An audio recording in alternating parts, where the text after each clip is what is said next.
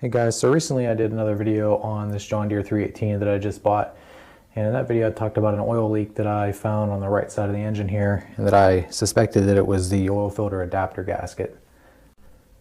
These seem to be a common place to leak on these Onan engines, so that was kind of why I suspected that to be the problem. So today I decided to tear into that and see if I could confirm that's where the leak was. I originally planned on doing a full video on how to change that gasket out. Unfortunately, halfway through taping the video, I realized that I didn't have my external mic turned on, so there were no narration to any of the video clips that I made up to that point. So unfortunately, that turned out that way, and then I'm going to do a video like this right now, just sort of explaining the basic gist of how you do that change.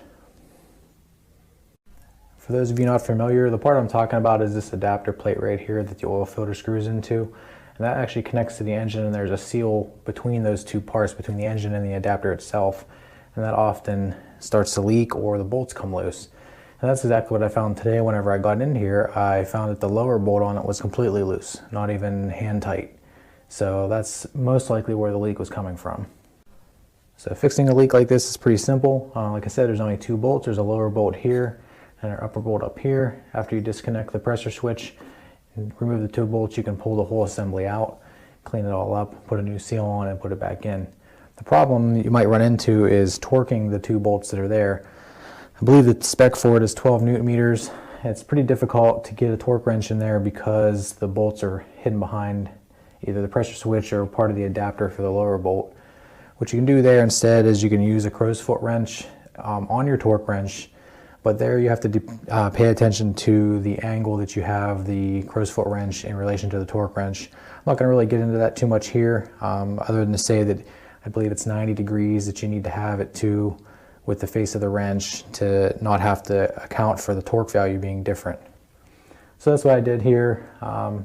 Torqued down, everything seems to be good to go, and hopefully that's the only leak that I come into with this engine.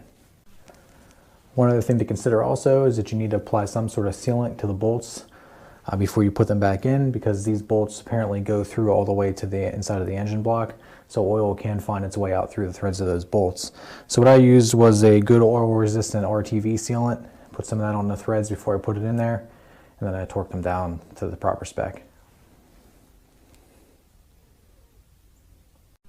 I also took time to go ahead and degrease the inside of the engine in this area because it was an absolute mess.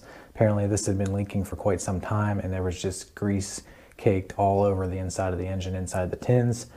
So I took the time to go ahead and clean that all out, and it's pretty clean right now, so I'm pretty happy with that. I did run it a little bit. Looks like the leak's no longer there. So after this, I'm just going to go ahead and put it all back together and move on to the rest of the maintenance I plan to do. Hopefully this video helps you guys out there that might have an oil leak that you're not sure where it is or what's causing it. Like I said, this is a pretty easy fix. It's pretty common. So if you have an oil leak on one of these Onan engines, whether it be B series, P series Onans, this is a pretty good place to check, especially if it's on this side of the engine. The seal itself is pretty cheap. I think it was even an OEM part that I bought, and I think it was about $8.